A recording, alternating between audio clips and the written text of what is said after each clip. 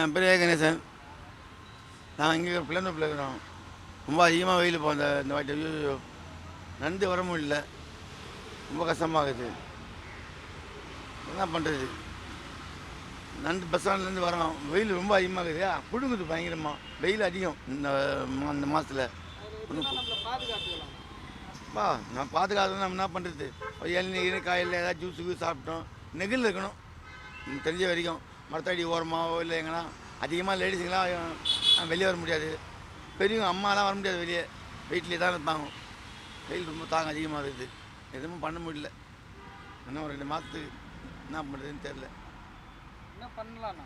என்ன பண்ணலான்னா நம்மளை பாதுகாக்கிறதுக்குன்னா ஒரு நெகிழாக எங்கனாச்சும் ஒரு இடமா இருக்கணும். வீட்டில் வேலைக்கு போகலாம். வேலைக்கு போயிட்டா அந்த பிரச்சனையும் இல்லை. வெயிலில் போக முடியாதுண்ணா.